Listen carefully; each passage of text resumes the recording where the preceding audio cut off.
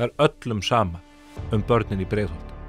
No Border samtökin og Rauði krossinn og Silja Bár og þetta fólk. Það allt ægilega ánægt með við skulum hleypa svona liði inn í landið sem að síðan heldur heilu samfélunum í heljargreip. Ákvörðun Þorgerðar telja það ótækt að Ísrael séu að taka þátt í Eurovision. Má ég sletta á ensku? Já, já. Mér finnst þetta pathetic. Algjörlega pathetic. Viðbrögð samráðherra og stuðningsmanna ríkisstjórnarinnar að þetta væri bara allt í himnalagi og þetta hefði ekkert með getu til þess að gegna embætti ráðherra og annað að gera. Það bara rangt. Það sjá það allir. Þau vita, þau eru að tala hugsinn þvert. Þetta ósann. Þetta gengur bara ekki upp. Hann getur ekki verið ráðherra menntamála á Íslandi. En það bara vill enginn segja það.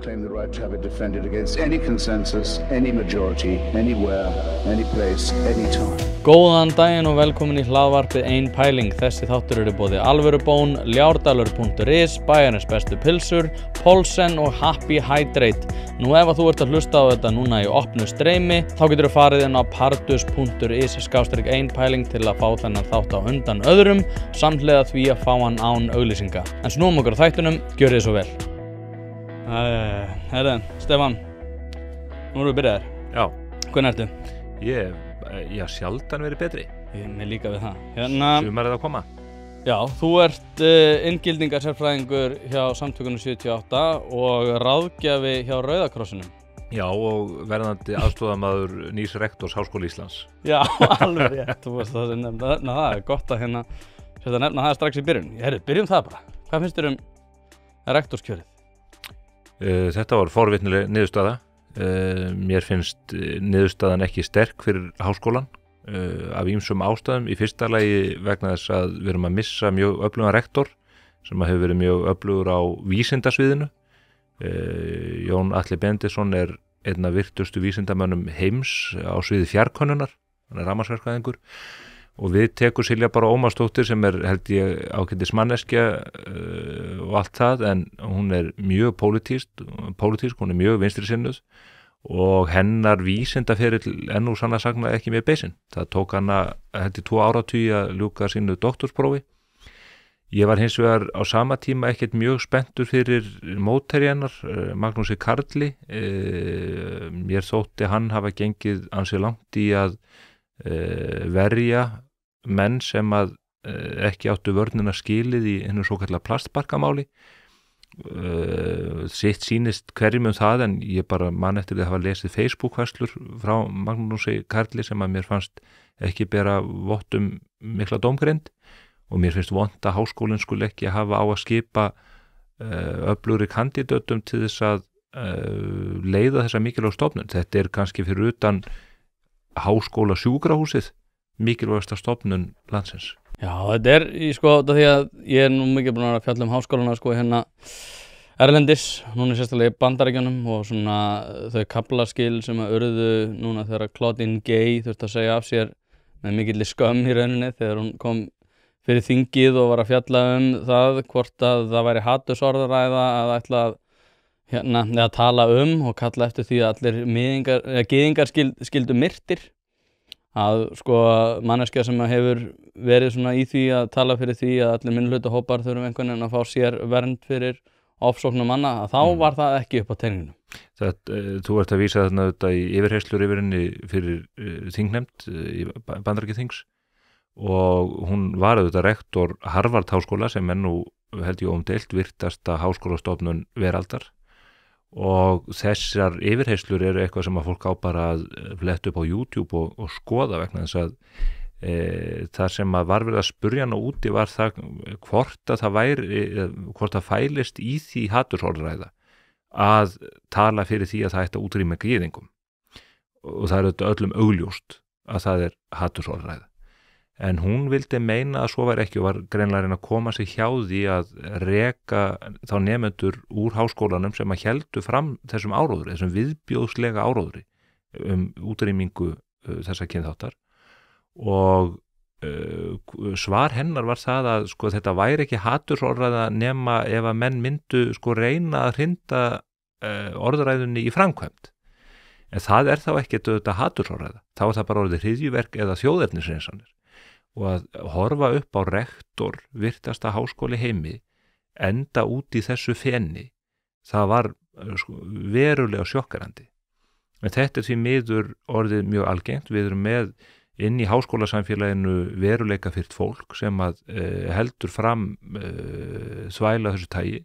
Við erum með innan Háskóla Íslands til dæmis starfsfólk sem að neitar að starfa með ísraelskum háskólum eða ísraelskum vísindamönnum, lesist gyðingum vegna þess að stjórnvöld í heimalandi þeirra standa í einhverjum átökum. Þannig að það er verið að útiloka þannig vísindamenn sem að bera enga ábyrgð á aðstæðunum eða þeim ákvörðunum og verið að ýta þeim út á jaðar samfélagsins eins og gert hefur verið með gyðingar endar öldum saman. Og þar á meðal forstöðumaður Alþjóðastofnunar Háskóla Íslands. Hún hefur tekið þátt í þessum skollaleik. Og þetta fólk sem á bara að finna sér eitthvað annað að gera en að þykja skattpenningana mína við að dilla sér þarna niður í Vatnsmýri. Hlaðvarpið er í samstarfi við fyrirtæki sem hafa reynst mér vel og eitt af þeim er Happy Hydrate. Happy Hydrate veitir þér öll þau steinefni sem þú nauðsynlega þarft á að halda.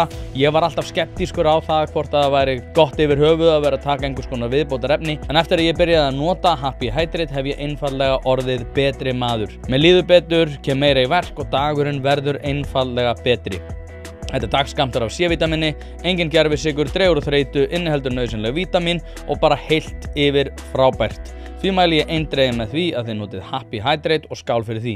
Sko, ég er búinn að vera að pæla í þessu. Ég er búinn að lesa Douglas Murray, Democracy and Death Cults, sem ég veit að þú kannast við. Og mér er búið að finnast þetta svolítið sérstakt og ég veit alveg að það eru mjög margir núna sem er að fara að verða pirraður út í mig fyrir það sem ég er að segja núna. En ég ætla að setja smá samhengi. Ég var alltaf að tala hatursorðræðu í ýmsu samhengi fyrir ekki svo mörgum árum. Ræddi þá við Þorbjörgu Þorvaldsdóttur, Semi Erlu og fleiri. Og fyrsta dæmið í nánast öllum tilvikum þegar ég var að rökræða hatursorðræðu, þá var verið að tala hatursorðræðu gegn gyðingum á fjóratug síðustu aldar og náttúrulega undan því. Og ég einhvern veginn tókst alltaf á við þetta með því að fjalla bjórkjallarabyltinguna og segja hvar Hitler skrifaði Mein Kampf sem var að sjálfsögðu í fangelsi, meðal annars, ekki bara reyndar en meðal annars fyrir hatursorðræðu. Og svo einhvern veginn hætti þetta. Það bara hvarf þessi umræða, einhverjar áhyggjur hatursorðræðu gegn gyðingum eftir einhver tíma eftir 7. október 2023. Og ég er búinn að vera að skoða tölulega gögnum alls konar stríðsrekstur, til dæmis í Súdan, á bara ýmsum sviðum. Það hefur verið fjallað mjög einkennilega stríðið á Gaza sem er að mínu mati hræðilegt. En í Súdan þá er miðgildi aldurs 18,5. Á Gaza var það 19,6 fyrir stríðið, sem að þýðir það að í Súdan er líka verið að stráfella börn. Og það var alltaf sagt að það var aldrei fleiri börn dáið í stríði eins og á Gaza. Það er bara ekki rétt. Nei. Eins og í Súdan þá eru töluvert fleiri börn búin að deyja og líka eins og reyndar í Sýrlandi síðustu 10 ár, þar sem að síðustu 10 ár hafa fleiri dáið á ári heldur en hafa dáið á síðustu 2 árum í Gaza, sem er náttúrulega bara, og ég er ekkert að segja að þetta sé ekki allt hræðilegt, en ég er að segja, af hverju er svona rosalega mikil athygli á þessu stríði í samhengi við önnur stríð sem ég er búinn að vera að reifa og ég get ekki séð neina aðra breytu heldur en gyðingdóminn. Það er ein lykilbreyta, en það eru fleiri. Bandaríkin eru önnur breyta og Vesturlönd eru enn önnur breyta, þar að segja í þeim víðari skilningi. Þeir sem að tala hvað harðast og beita þessum skelfilegu átökum á Gazasvæðinu fyrir sig í pólitískum tilgangi í raun og veru ekki einhverju mannúðarsinnar eða fólk sem að elskar börn meira en ég og þú eða þeir sem að styðja Ísrael í sinni baráttu. Þetta er fólk sem að sér bara einfaldlega tækifæri til þess að berja á því þjóðskipulagi sem að við búum við, næra hatur sitt á Bandaríkjunum og Vesturlöndum. Og ég ætla að ítreka líka að stríðið á Gaza algjörlega skelfilegt. Þetta þyngra en tárum taki, rétt eins og stríðið í Úkraínu og stríðið í Súdan og stríðið í Sýrlandi og víðar þar sem að átök af þessu tagi eiga sér stað. Það sem að fólk hefur hins vegar ekki getað svarað og vill ekki svara og telur sig ekki þurfa að svara það hvernig Ísraelar eigi að bregðast við eftir fjöldamorðin, risa hryðjuverkið sem framið var 7. október 2023, þar sem að saklausi borgarar, unga börn, ungmenni, hvaða næfa aðrendar úr heiminum en flestir gyðingar, þeim var einfallega slátrað. Konur voru teknar á tónlistarhátíð sem að stóð þarna yfir nóttina og þeim var nauðgað, hópnauðgað, þær voru svívirtar, þær voru síðan skotnar í höfuðið. Og þetta ekki eitt dæmi, þetta ekki tvö dæmi, þetta eru mörg hundruð manns sem að urðu fyrir þessum skelfilegu örlögum. Og það af hálfu Hamas-samtakana sem eru í hópi ógeðfelldustu hryðjuverkasamtaka í heimi. Og það eru samtök sem hafa búið sig og njóta skjóls á Gazasvæðinu.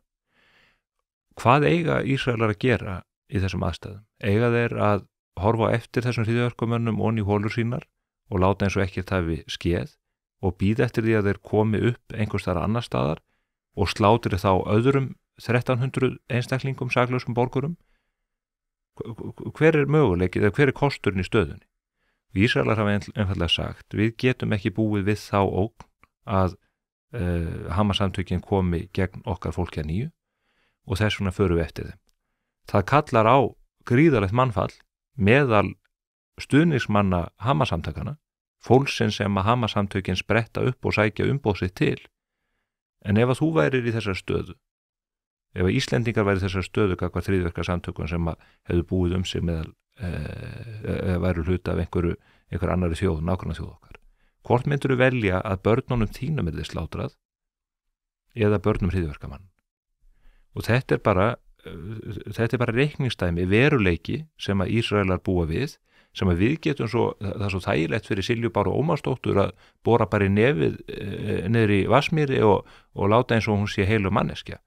En ef hún stæði frammi fyrir þessum veruleika.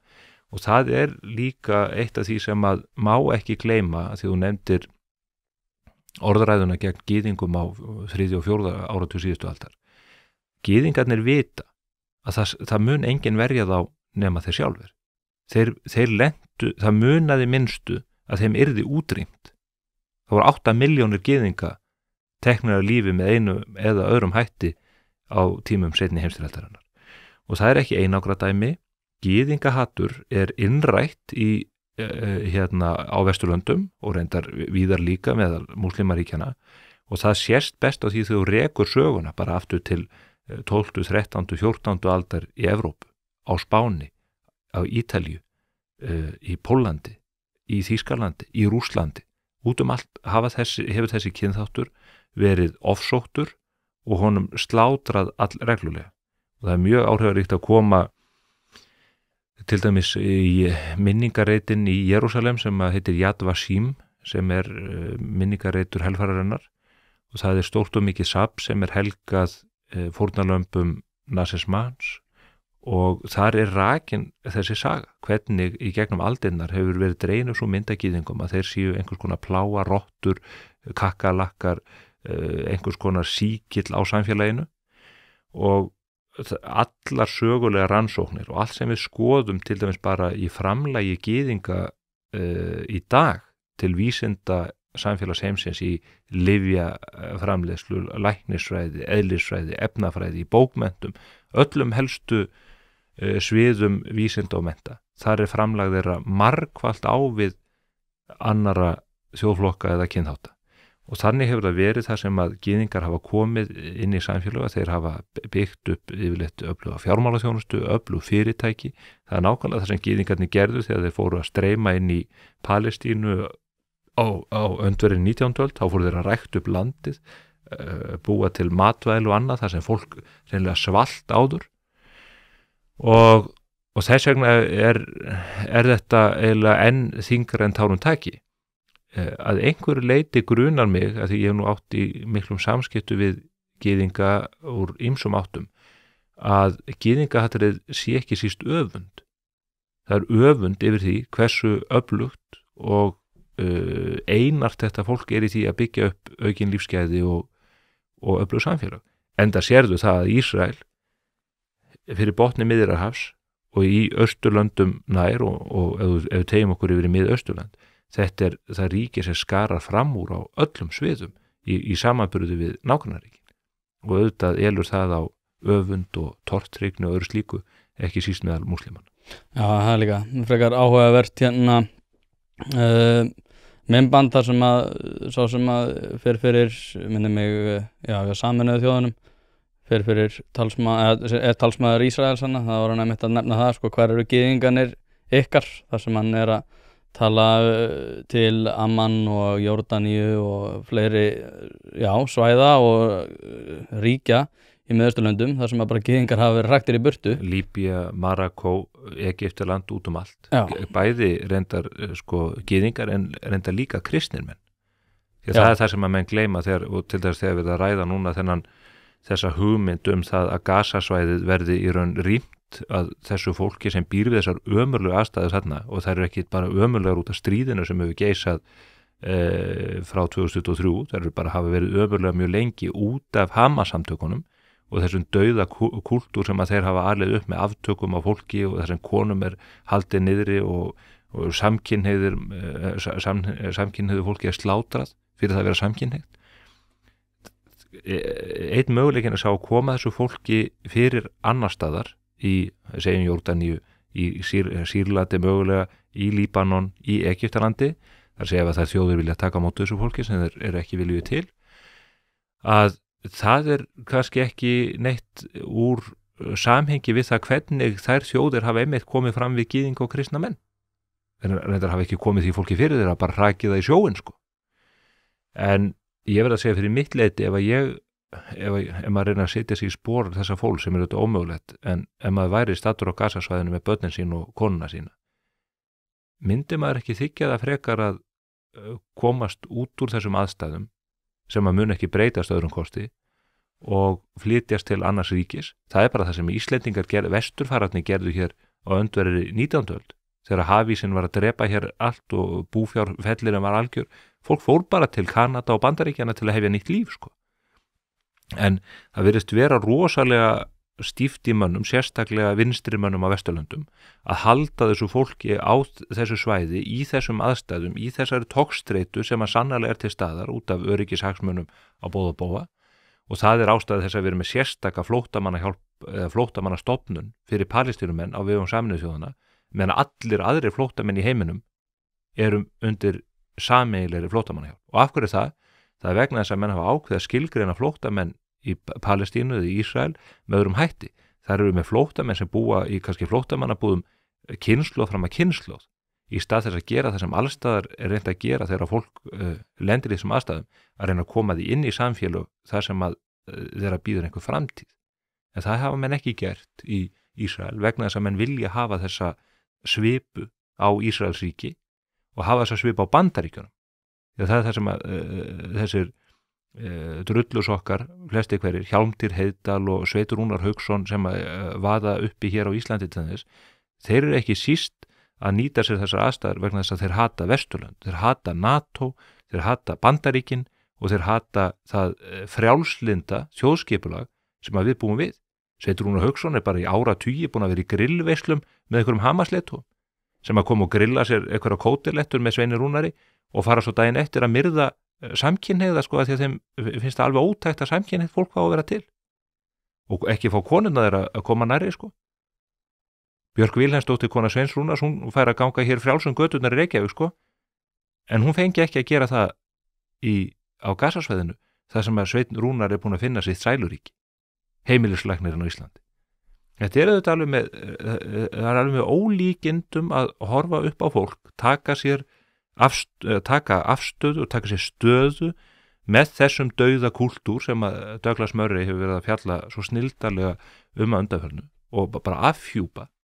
Hér er bara fólk niður á Austurvelli, stuðningsmenn Hamas-samtakana. Það bara fólk sem gengur laust hér á Íslandi, sem bara stuðnist með hryðjuverkasamtaka. Og hver eru vondumenninir? Já, það fólki sem vill leyfa Ísrael að taka þátt í Eurovision. Hlaðvarpið er í samstarfi við fyrirtæki sem hafa sett svip sinn á íslenska menningu og eitt þeirra eru Bæjarins bestu pylsur. Ég og þú vitum alveg að þegar við fáum okkur pylsu sem er ekki frá Bæjarins bestu þá vildum við að svo væri. Það segir það í orðinu, þetta eru Bæjarins bestu pylsur. Þið vitið það, ég veit það, skellið þessu hlaðvarp í eyrun, farið á næsta sölustað og kaupið ykkur tvíhleypu ásamt einhverju góðu að drekka. Hvað finnst þér ákvörðun Þorgerðar að telja það ótækt að Ísrael séu að taka þátt í Eurovision? Má ég sletta á ensku? Já. Mér finnst þetta pathetic, algjörlega pathetic. Af hverju?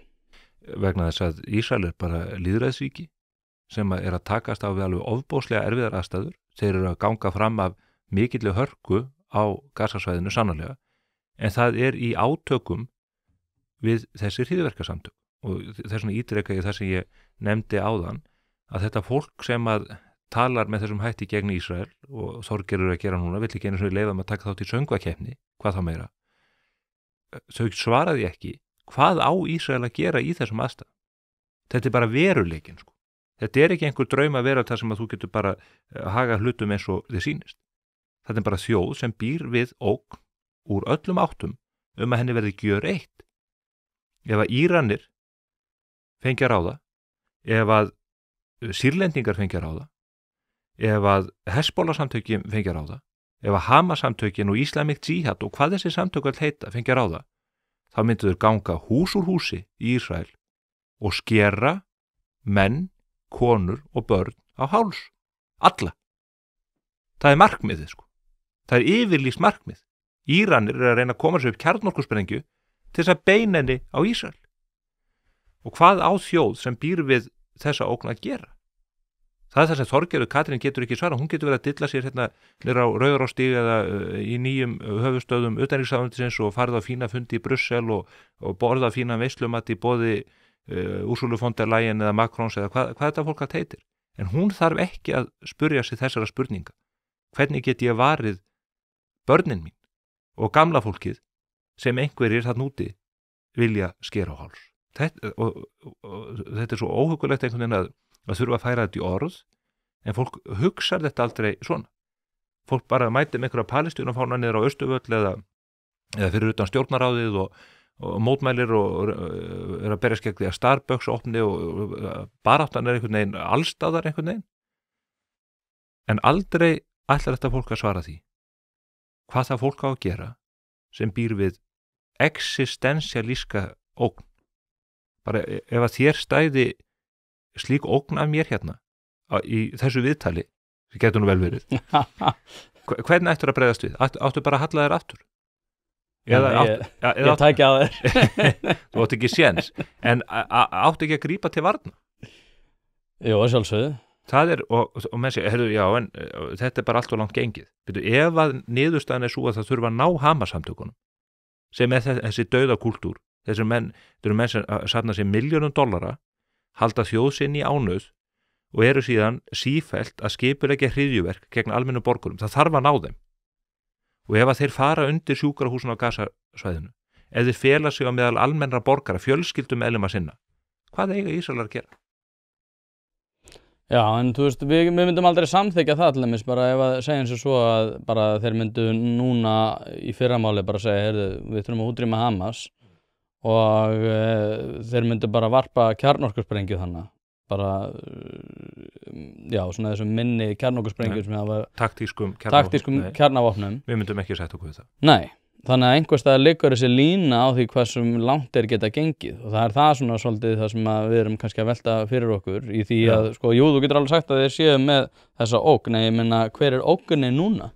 Ég meina, eru þeir að fara að ná vopnum sínum í þessum rústum? Maður myndi nú ekki halda það og það séu að loka á neyðabirgðir svona varpar upp þeirri óhugnanlegri staðreind að þetta geti orðið eins og í Súdan þar sem að fólk bara lifir við sultur og það líklega það sem koma til með að draga fólk til dauða. Þannig að sko vandinn bara að sjá að þessar byrðir sem að ræða eru bara ekki að fara til almennra borgara. Nei. Eldsneytið ekki að fara til þess að knýja ljósavélarnar á sjúkrahúsunum eða öndunarvélarnar, þær eru að fara í stríðsreksturinn hjá Hamas-samtökunum. Það er bara út af það að búið að sprengja öll sjúkrahúsin. Nei, það er ekkert búið að því. Þeir hafa farið inn á mörg sjúkrahúsin og það var enda verið fluttar alveg merkiðar fréttir af uppsprengdum sjúkrahúsum sem að standa ennþá sko. En þeir hafa þurft að fara í sjúkrahúsin og í skólastofnanirnar vegna þess að þar hefur skotpöllunum verið komið fyrir. Og það er bara viðurkennt í bara Genfarsáttmálanum og allstaðar að ef að menn breyta sjúkrahúsum eða skólastofnunum í hervettvang eða í hernaðarmannvirki, þá má sprengja þau upp. Það er viðurkennt í stríðsrekstri. Og það er líka það sem þarf að spurja þessu. Þetta er þetta alveg vonlausar aðstæður að ræða sko. Hver ber ábyrgð á því að sjúkrahús sé sprengt upp þegar að vopnabúri eða eldflög á skotpöllum hefur verið komið fyrir í sjúkrahúsin eða þegar Íranir eru að auðga úran í kjöllurum sjúkrahúsa. Hver ber ábyrgð á því að svo fer þegar slík sjúkrahússtofnun er sprengd í loft upp? Hvers konar hugsunarháttur er það að setja slíkan vígbúnað það sem verið að reyna að bjarga saklausu fólki?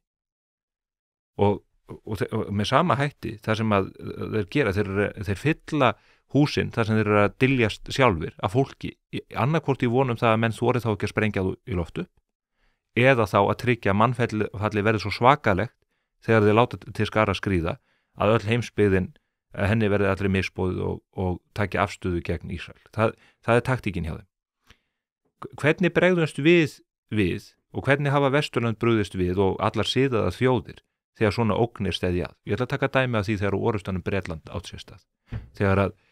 Þegar að loftárásirnar á Lundúnir gengu yfir frá nasistum yfir sundið. Hvað gerðu Bretar þá? Í dauðans ofboði fluttu þeir börn, konur, sjúka og gamalmenni út í sveitirnar. Þú forðar þessu fólki fyrst. En í þessum dauðakúltúr sem Hamas-samtökin eru, sem er verið að takast á við, þar setja þeir þetta fólki fremstu viljin. Og hvað eiga Ísraelar eða aðrir að gera í þeim aðstæðum?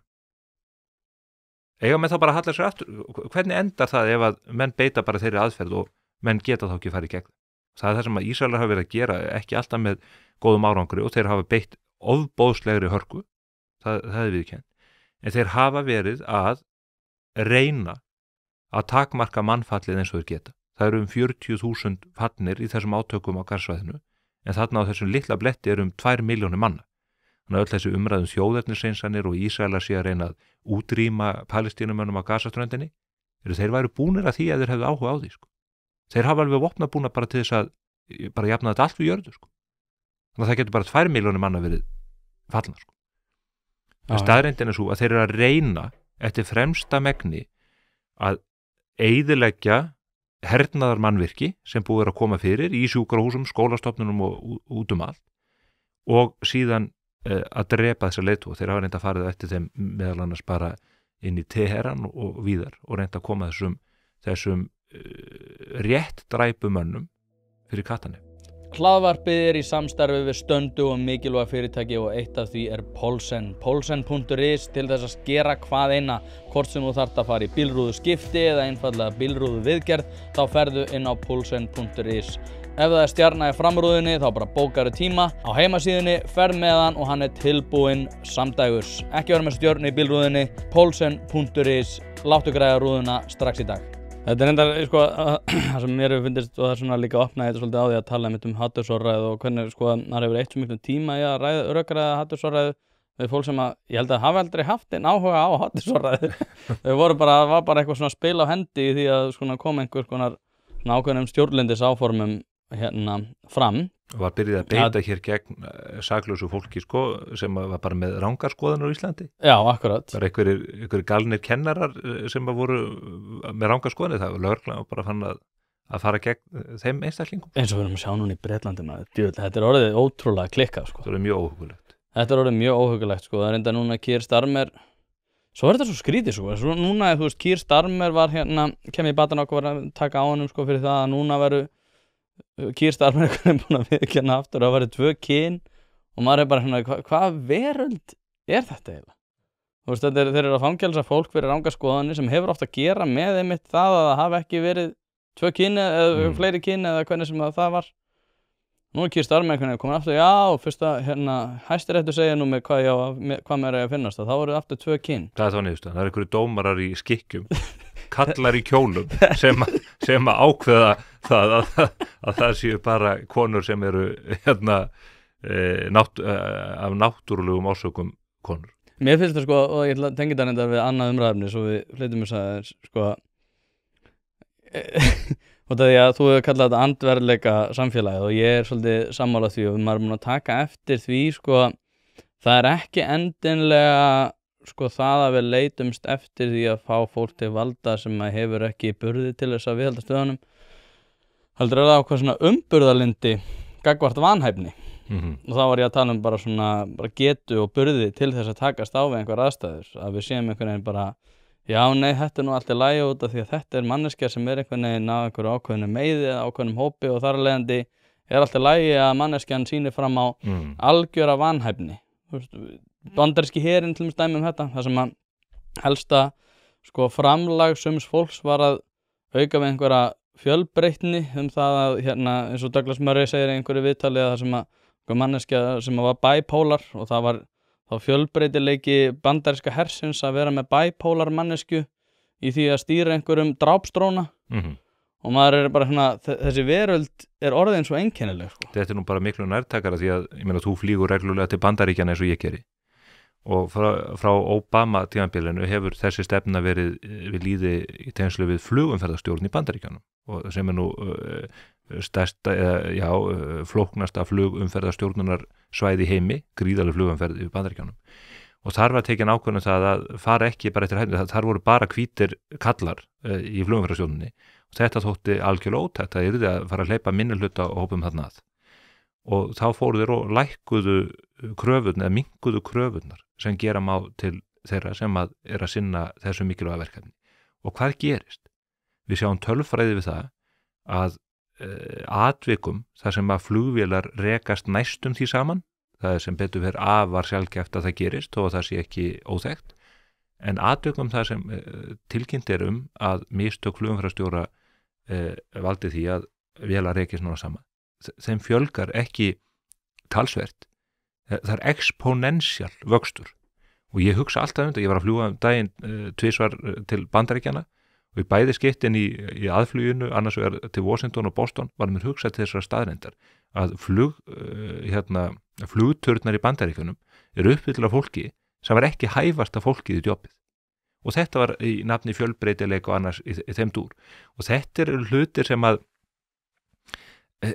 látum vera þó að menn beiti einhverjum svona aðferðum við val á fólki til starfa í mötuneyti eða mögulegi vegagerð einhverju slíku helst ekki vegagerð samt já, bara við að leggja malbygg eða hvað það er það er ósennilegt að það drepi menn kannski ekki besta dæmið en í mörgum störfum segjum bara inn í einhverju matvælaráðuneyti einhverju slíku, einhverju reglusetningu en þegar þú ert farin að tala störf þar sem að líf getur legið við, flugumferðarstjórar vilt þú lendi í höndunum á skurðlækninum sem að var tekin inn á grundvelli einhverja jafnræðissjónarmið já, við ætlum að opna á brjóskassan á eftir og ég reyndar var tekin inn á kynjakvóta ég kunni reyndar ekkert í líffræði já, ég held bara að ég láta ekki skera mig Nei, þetta er ótrúlega skrítið, ég er að fjalla núna þetta og það er, Glenn Loury einmitt, hefur fjallað þetta, að fólk bregðist í rauninni við hvötunum sem það eru lagðið fyrir og það að lækka kröfur í rauninni mótar þann einstakling sem er að fara að takast á við tiltekið verkefni að þeim kröfum. Já. Það er að segja ef ég og þú erum að fara í starffræði að prófa eftir, að þá myndum við núna, ef við myndum vita að við þyrftum að ná þessu prófi og við varum ekki stakkbúnir til þess að takast á við það, þá myndum við bara stoppa upptökuna og byrja að undirbúa okkur.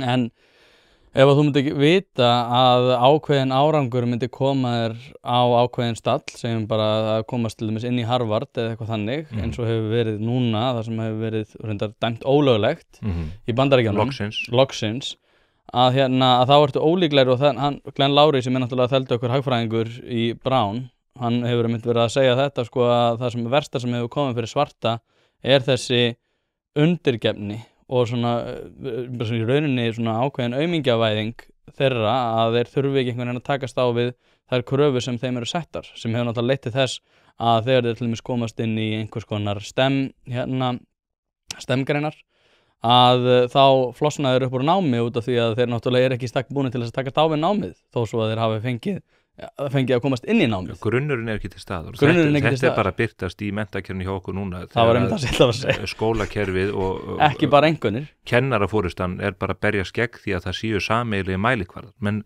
láta eins og að það skipti ekki máli að það sé hægt að mæla árangur og sjá hvar fólk raunverulega stendur. Þetta er svo alvarlegt mál að orðum verður varla því komið og svo öllum til skelfingar verður skýrasta birtingamyndin síðan í skipun í menntamálaráðherra sem er bara hið ótrúlegasta mál og það vill enginn tala um það því að þetta er svo óþægilegt og maður fær bara kaldan hroll í gegnum sig en staðreyndin er svo og kom í ljósi í fyrsta embættisverki Guðmundar Inga sem að ég tek fram að er bara hinn vænsti maður og ég óska honum alls eins besta í sínum störfum að hann hvorki skilur né getur talað ensku og það er ýmislega sem bendir til þess að hann eigi líka bara erfitt með lestur og það er alveg ljóst að margt af því sem að hann er að takast á við í sínu starfi kallar á lágmarkskunnáttu í ensku. Að öðrum kosti þarf nokkra starfsmenn í ráðuneytið til að þýða öll þau gögn sem að hann fær í gegnum alþjóðlegt samstarf eða frá alþjóðastofnunum að borð við OECD og þetta gengur bara ekki upp. Hann getur ekki verið ráðherra menntamála á Íslandi, en það bara vill enginn segja það. Guðmundur Ari Sigurjónsson og Kristrún Frostadóttir og Þorgerður Katrín og allt þetta fólk segir, hann á bara eftir að standa sér frábærlega, hann er svo almennlegur maður. Það hefur bara ekkert með það að gera. Hann býr bara ekki yfir þeirri lágmarkshæfni sem gera verður til ráðherra í ríkisstjórn Íslands. Og þetta er það sem ég kalla andverðleika samfélag og maður fær mjög bátt fyrir að nefna þetta, en svona er þetta bara. Já, þetta er líka það er eins og þetta sé dónaskapur sem að mér þykir alveg stórkostlega einkennilegt út af því að við erum að tala æðstu stjórnvöld. Ég held að það er alltaf verið að bera þetta saman Ísland við aðra og eitthvað þannig en ég held að myndi ekki líðast neinstaðar annar staðar að svona væri í pottinn búið. Ég held að við myndum aldrei vera einhvern veginn að horfa á einhvern á Norðurlöndunum vera menntamálaráðherra sem að kynni ekki ensku og væri augljóslega ekki í stakk búin til þess að tala hana. Það er bara útilokað. En svo líka annað. Það var það sem var svo niðurlægjandi fyrir Íslendinga að þetta skyldi verða hans fyrsta embættisverk og hann var bara leiddur fyrir ljónin. Það var að segja. Það versta við þetta var náttúrulega af hverju var hann settur í þessa stöðu? Það er hluta. Og af hverju setti hann sig í þessa stöðu? Það er líka dómgreindapresturinn að koma sér í þessu aðstöðu, látum vera þó hann hefði farið á einhvern innanhúsfundi í utanríkisráðuneytinu eða einhvern innanhúsfundi í OECD. Þetta var bara bein útsending fyrir framan 25 menntamálaráðherra samstarfsríkja okkar. Ég er þetta með smá insight info þannig. Hann vissi ekki að hann væri að fara að lesa á ensku þegar hann sast niður. Og hvað segir það hann líka?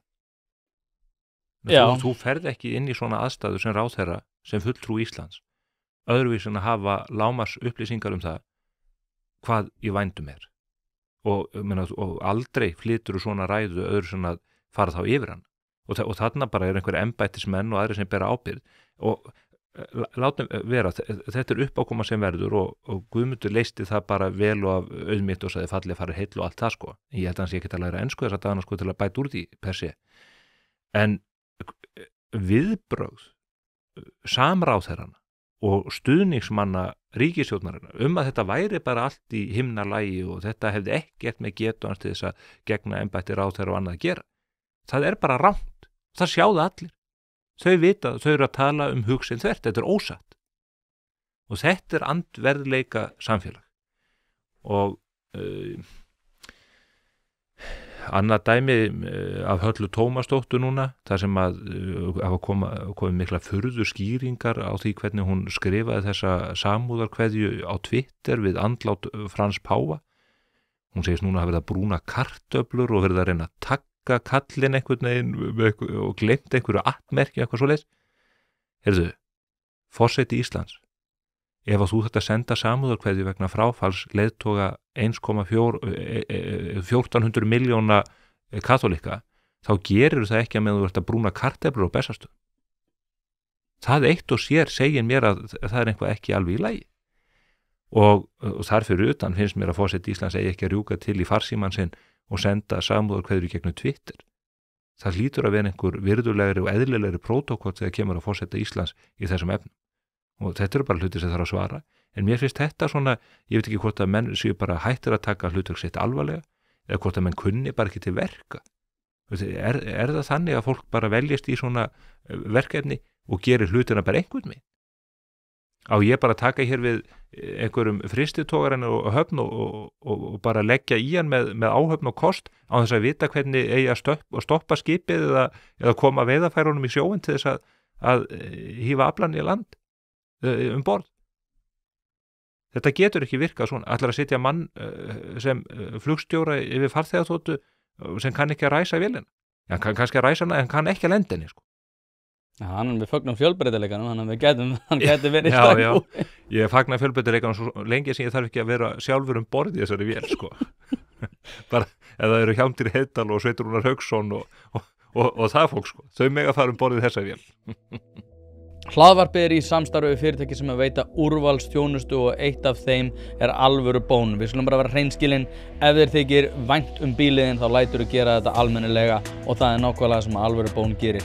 Ferð með bíliðin, hvort sem það eru alþrif, djúphreinsun, mössun eða hvað eina, þá skellur þér á alvöru bón og lætur degra við bíliðin. Farðu inn á vefsíðuna og tryggðu þér 10 tíma klippikort, þá þarftu bara ekkert að vera að pæla í þessu. Alvöru bón, kíkið á þetta, þið verðið ekki fyrir vonbrigðum. Annað tengt þessu, svo sem, svona einhverju leyti. Það búið að vera eitthvað í umræðinni að fólk sé í stjórnmálum eitthvað smeykt við þig. Mér finnst þú voða fínn, sko, en það eins og fólk sé eitthvað smeykt við þig inn í stjórnmálunum. Og þú reyndar varst að segja við mig að ráðherrann ætla nú að fara að koma. Þeir hafa verið eitthvað tregir til út af því að þú átt að vera erfiður viðuregnar. Af hverju, sko, hvernig horfir þú á þetta? Hvað finnst þér þetta? Ég fæ bara borgað fyrir að vera erfiður viðuregnar. Og það verkefni alvöru fjölmiðlamanna að vera krefjandi við valdhafana, að spurja krítískra spurninga. Það þess vegna sem að ég að segja hérna hluti sem eru óþægilegir og kannski flesti myndu veigra sér við að segja. En þarf að segja.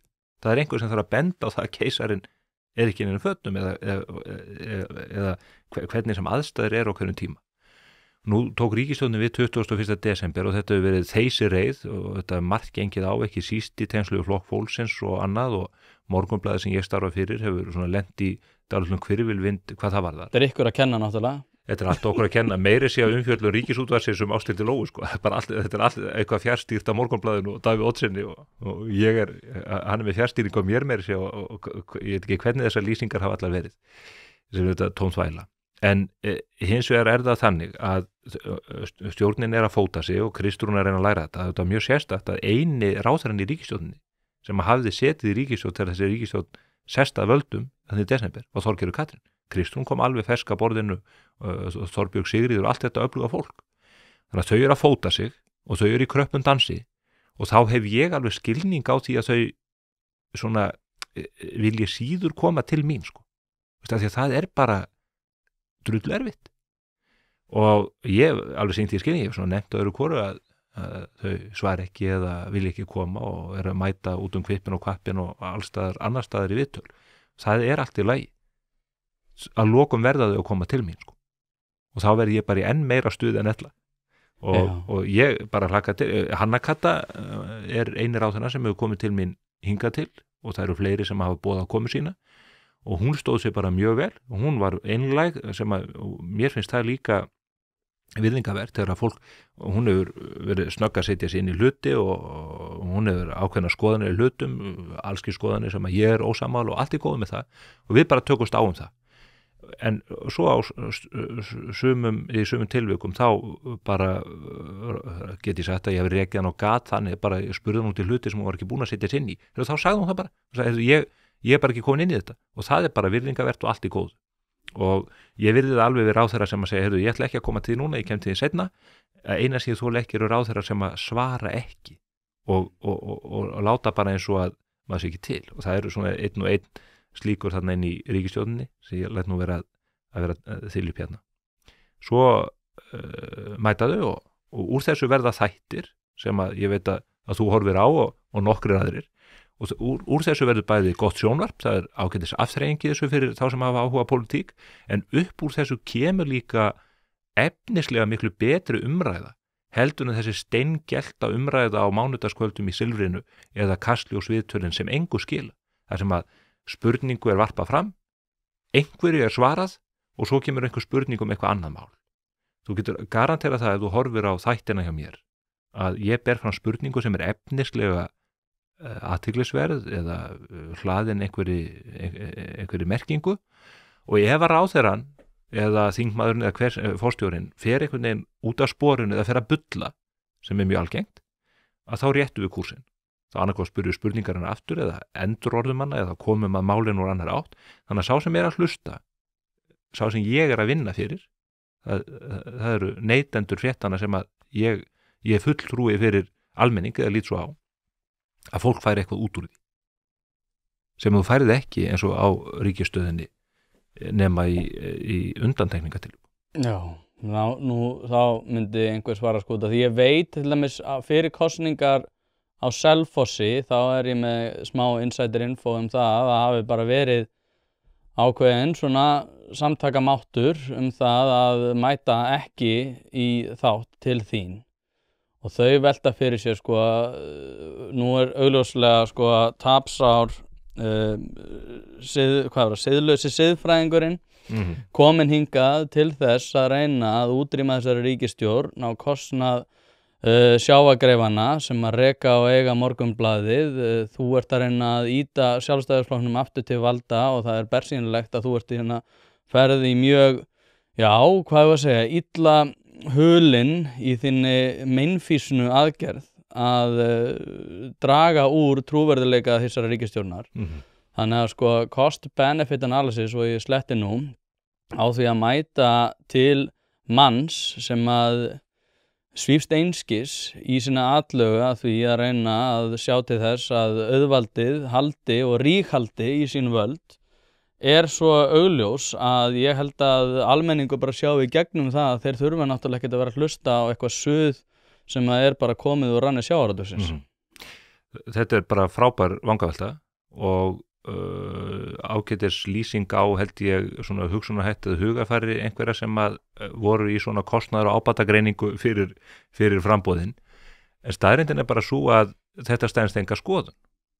Ég leyfi mér að fullyrða að það enginn sem hefur haldið uppi jafn harðri gagnrýni á einmitt Sjálfstæðisflokkinn en einmitt ég.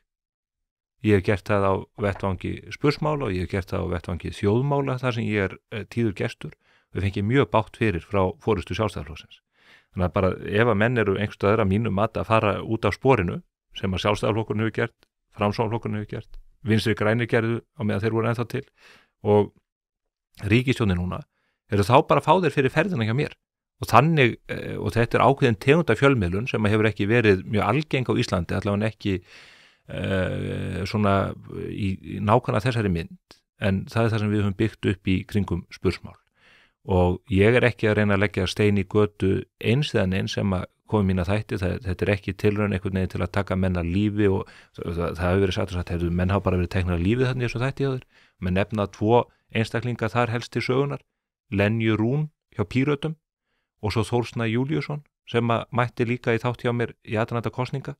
Ég get bara sagt eitt, horfiði bara á þessu viðtöl. Þetta fólk fjall bara fyrir eigin hendi í þessum viðtölum. Það voru bara þeirra eigin orð.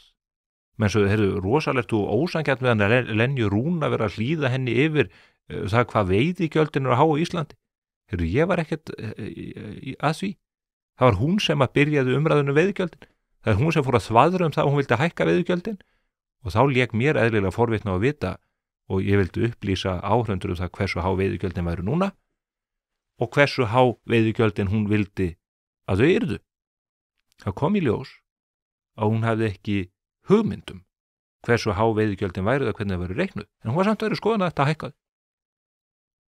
Og þetta var eitthvað sem að kjósendur áttu rétt á að vita, þarna leiddi ég fram ótrúlega illa ígrundaða og óundirbúna fullyrðingu og við tókum þetta nú saman í sérstöku myndbandi og þessu var dreift á TikTok og Instagram og annað og það við 400.000 manns búin að horfa á þessar aðfarir stjórnmálamannsins sjálfs við að taka sig af lífi sko.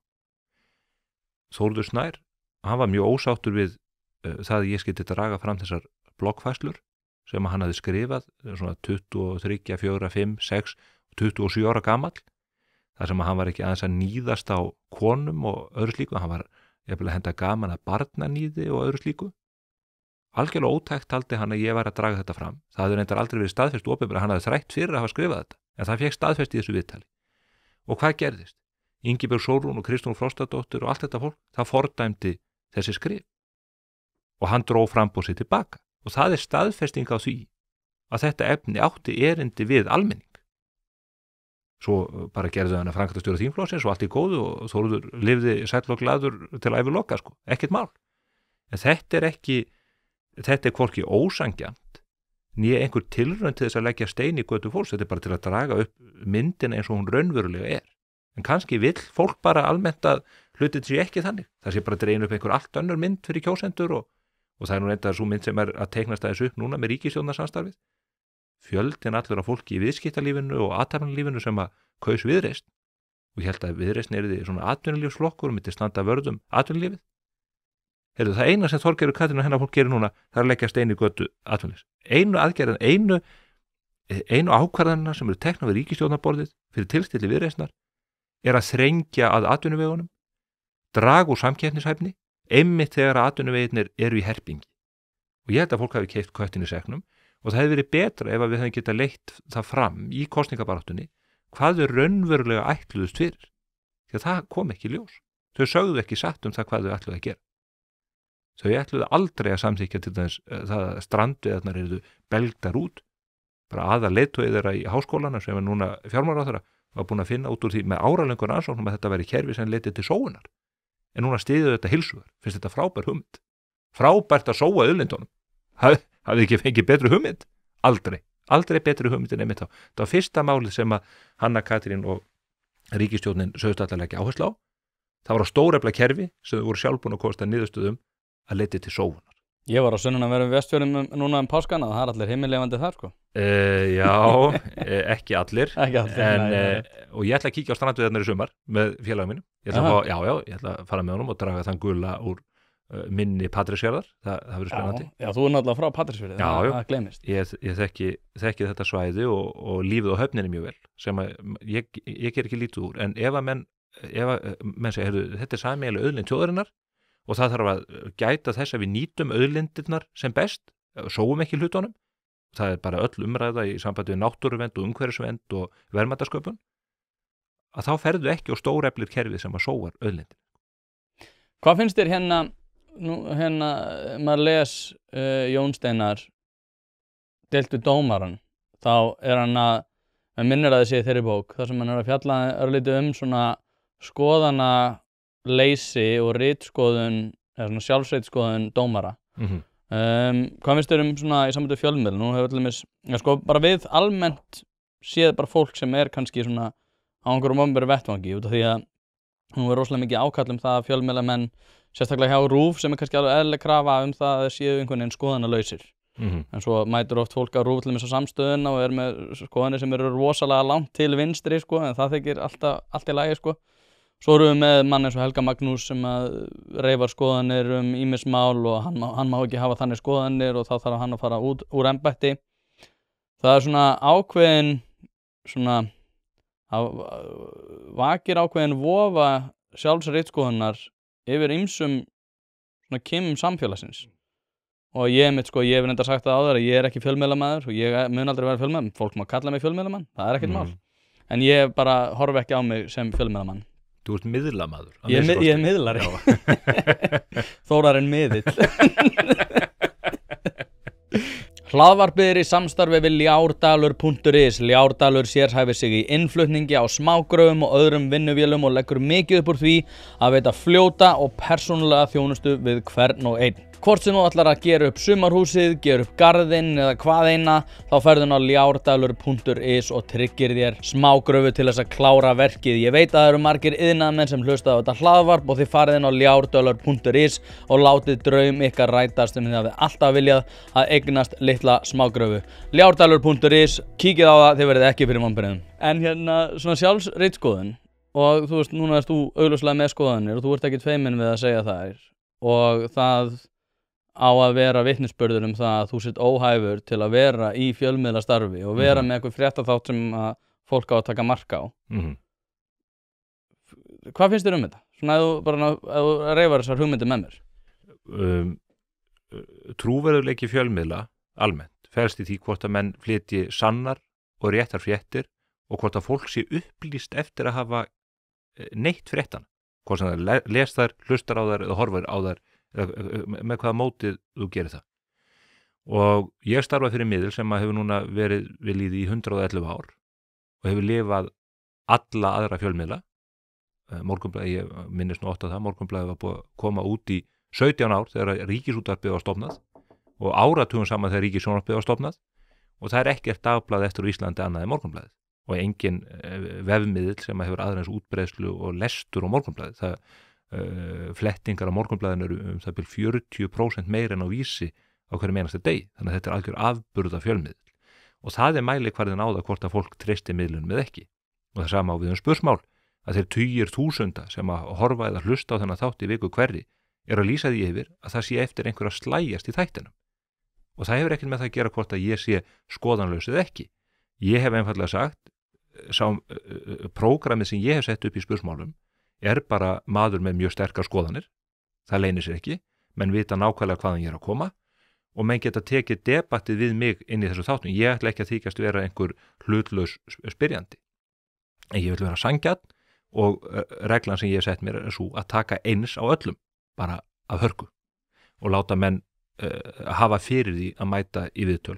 Komast ekki með kjaftaði? Nei, það er sér stjórnmálamennina. Svo er ég með alls viðtöl önnur þar sem ég bara að afla upplýsinga eða fræða fólk. En þetta langstærstur hluti fjölmiðlastéttarinnar er fólk sem er ekki í þessari stöðu. En það er það heldur ekkert fyrir hvern sem er að standa í þessu. Þetta er ansi mikill barningur oft á tíðum og ég er heldur veður barinn oft eftir stærstu rimmurnar sem að maður lendir í og maður er alltaf að verja hendur sínar út af alskis fullyrðingum eins og þú hefur verið að bera hér á borð og ég veit að þú ert að gera til þess að upplýsa lesendur og hlustendur og fá viðbröð mín við því. Og langflestir fjölmiðlum að gera þetta ekki, langflestir láta bara fréttirnar tala sínu máli, en þar verða menn bara líka að skilja á milli ólíkrar fjölmiðla gerðar. Dagblaðafréttir er eitt, sjónvarpsfréttir er annað, fréttir á netmiðlum eru enn önnur hliðin, hlaðvörp eru síðan eitt nýtt fyrirbæri sem hefur uppsett til rúms á síðust árum. En þessi menn létu alltaf eins og Egill Helgason hefði einhvern veginn verið hlutlaus sem spyrill í silfrinu, bara argast í vinstri maður og hefur alltaf dregið taum einhverja vinstri manna en alltaf í skjólið að hann væri hlutlaus og það er óheiðarleikin. Þegar menn segja, ég er hlutlaus, en ég eru síðan alltaf að einhvern veginn að draga taum þessa eða hins. Og hann fékk reyndar á sama tíma og hann var með silfrið að halda úti bloggfærslum á Eyjunni, sem er einhver einkamiðl, þar sem hann var að ausa úr viskubrunni sínum það hvað þessi stjórnmálamaður eða hinn væri ómögulegur eða góður og frábær og annað þeim túr. Og svo á miðvikudögum hefur hann fengið að halda út í Kiljunni þar sem hann hossar alltaf sömu listamennunum sem eru reynda sömu listamenn og fá alltaf 12 mánaða listamannlaunin og eru svona darlings inn í kerfinu. Þetta er óheiðalegt, ekki það að segja, þetta er ég, þetta er mín skoðun og nú kemur þú í þáttinn til mín og við tökum hér umræðunum veiðigjöldin eða námslánakerfið eða afskriftir íbúðalánasjóðs eða hvað það er og þú segir, já, einhverja halda því fram að ég sé algjörlega óhæfur til verksins. Ég treysti þá því að það fólk hlusta ekki á þættina mína, en við erum með, eins og ég segi, það eru tugir þúsunda sem að horfa eða hlusta þennan þátt í viku hverri. Svo vinnum við fréttir upp úr þessu þáttum líka og lestrarnir á fréttir upp úr hverjum einasta þætti nema 100.000. Þannig að eftir einhver enn og að slægjast. Væntanlega fólk ekki að lesa þetta því þetta er allt svo ómögulegt. Nei, þetta líka ástæðan fyrir ég sett í samhengi við Jón Steinar sko, þegar hann var með að fjalla minnir eins og ég segi, minnir að sé deilt dómaran, ég manna það ekki alveg, en deilt við dómaran. Hann hefur gert það reyndar í fleiri bókum sko, og líka í ævisögu sinni og annað, en ég vil, ef ég má grípa fram í fyrir með þetta, ég tel að það séu ákveðna stéttir sem að ekki kannski fyrirgerir rétti sínum, en eigi stöðu sinnar vegna að sleppa því að taka þátt í opinberri umræðu á almennunótum. Hver er það? Dómarar meðal annars. Ég held að það sé heppilegra að í stöðu sinnar vegna og þessi valds sem að þeim falið, að gríðarlegt formlegt vald sem dómarar hafa. Þeir geta dæmt þig og mig í 16 ára fangelsi ef að við gerumst brotlegir við alvarlegustu greinar refsilöggjafarinnar. Þannig að þetta eru menn sem að eiga helst að halda sér til hlés. Ég reyndar á þeirri skoðun til þess að dómarar eigi ekki að sinna öðrum störfum samhliða dómarastörfum. Mér finnst óeðlilegt að dómarar séu kennarar við lagadeildir eða aðrar deildir háskólana séu þar að básúna út skoðanir sínur og álita á mönnum og málefnum. Ég held að þeir fá ríkulega greitt fyrir það að halda sér til hlés. Þá eins við saksóknarana, ég held að Helgi Magnús hefði betur haldið sér til hlés. Hægt að væla yfir þessu Kúranimáli? Nei, það mál var enda mjög sérstakt vegna þess að það sneri bara einfallega að öryggi hans sjálfs og fjölskyldu hans. Sko, þannig að það mál var eðlis ólíkt umræðunni bara innflytjendamál almennt eða annað í þeim dúr. Helgi Magnús á bara að fara í pólitík, hann á bara að bjóða sig fram til þings eða stofna hlaðvarp og safna auglýsingum ef hann vil koma þessum skoðunum sínum á framfæri. Eins og hefur þetta mál farið algjörlega böndunum með mínu mati og þessi meðferð á honum fyrir mögulega einhver mistök eða fyrir að hafa farið óvarlega þessu tilliti. Þetta hefur kert alveg út yfir allan þjófabálk sko. En hvernig getum við samt verið í þeirri stöðu að maður eins og hann sé ofsóttur í 3 ár og þarf að grípa til þess örþrifaráðs að bera þetta fram opinberlega, reyndar eftir að þessi maður er reyndar ákærður, ef ég er að muna tímalínuna rétt. Sko, maður hefði haldið að þetta væri í lagi, en svo virðist ekki vera. Umburðarlyndið gagnvart óumburðarlyndinu virðist vera orðið svo mikið að við erum komin á þann stað að vararíkissaksóknari getur verið ofsóttur í 3 ár. Jú, og ríkissaksóknari greip ekki til aðgerða til að verja hann, sko með viðeigandi varnarbúnaði við heimili og jafnvel öryggisgæsla á honum og fjölskyldunum sem þarf bara einfaldlega að gera þegar að svona sturlaðir ofbeldismenn ganga lausir og geta valdið hættu, ekki síst gagnvart opinberum embættismönnum eða þeim sem að sinna störfum í almannaþágu. Þetta er algjörlega ótækt. Þetta er bara jafn ótækt og það að löggjöfin á Íslandi skuli bjóða upp á þann möguleika að dæmdir barnanýðingar geti skipt nafn. Það er bara mjög algengt. Bara menn eru dæmdir fyrir svívirðilegustu glæpi sem hægt að hugsa sig gagnvart börnum, nauðganir og annan viðbjóð sem er ekki einu svona hægt að leiða hugana. Þeir eru svo afplána þessin dóm og hvað gera þeir? Þeir fara bara að skipta nafn Þannig að fólk geta ekki vara sig á þeim. Þegar það á að vera rautt flagg, þá bara standa í löggjöfinni, bara sá sem hefur verið dæmdur fyrir brot gegn börnum, getur ekki skipt nafn. Vegna þess að við sem borgarar eigum bara rétt á því að geta varið okkur fyrir þessum misindismönnum. Bara hagsmunir barna og almennings trompa bara hagsmunir barnaníðings. Og með þennan Kúrani, að hann hafi bara getað farið niður á þjóðskrá og breytt nafninu sínu sem er augljós vísun til forseta lýðveldisins. Hvers konar apakettir tóku við þessari beiðni? Af hverju var þetta ekki stoppað? Af hverju var þessi maður í fyrsta lagi ekki bara sendur til Sýrlands þar sem hann á heima? Það er ekki hægt að senda þangað það er ekki hægt, það er svo hættulegt. Byrju, hvað er þessar 5 fangaverði sem að þurfa að vera á honum á hverjum tíma sem hann er að maka skít og þvægi upp alla veggi? Þetta er svo glórulaust. En það má ekki tala þetta. Nei, við erum einhvern veginn orðin ótrúlega umburðarlynd gagnvart óumburðarlyndi og sama gildir eins og bara máli í Breiðholtsskóla þá var maður alltaf að velta fyrir sig hver er réttur krakkana í bekknum? Það er öllum sama börnin í Breiðholti. No Border samtökin og Rauði krossin og Silja Bár og þetta fólk. Það er allt ægilega ánægt með að við skulum hleypa svona liði inn í landið sem að síðan heldur heilu samfélunum í heljargreip. Og menn beina bara blinda augun að segja, það er ekkert allir svona slæmir. Það er alveg rétt. En í þessum hópi leynist fólk, menn sem eiga aðildar hryðjuverkasamtökum, ég hef nú bent á það. Og það mönnum er bara alveg saman, þeir eru alveg vissum það að þeir mun ekki koma og sprengja kaffi vestu. mestarlega sprengja bara kaffihúsi í Breiðholtinu sko. En það bara ekkert víst sko. Það getur bara vel verið að þeir beini sjónum sínum næst að einhverju fólki vestur í bæið út á Seltjarnarnesi eða hvað það sko. Og við vitum ekki, lögreglan hefur bara ekki einu svona úrræði til þess að fylgjast nægilega vel með þessu liði og menn bara viti ekki einu svona hvað lið hérna í landinu.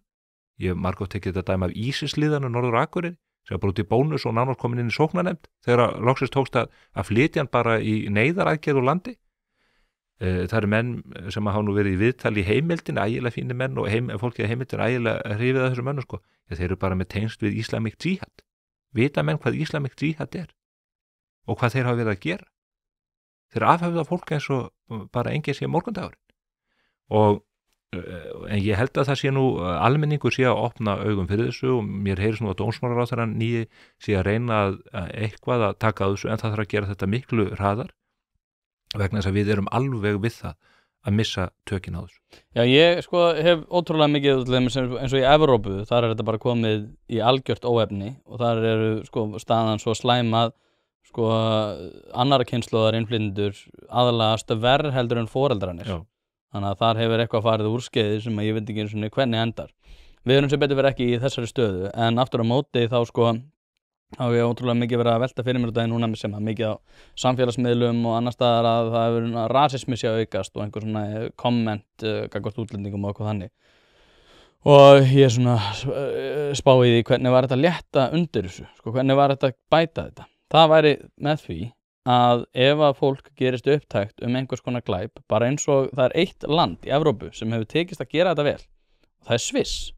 Þar fer bara fólk úr landi ef þú gerist uppvís af einhvers konar afbrotum og það þarf ekkert að vera svakalega alvarlegt en ef það nægilega alvarlegt, þetta ekki eitthvað stöðumælabrot eða eitthvað þannig en þeir kusu það eins og þeir gera reynda með allt kusu það hvernig þeir vildu haga þessum málum.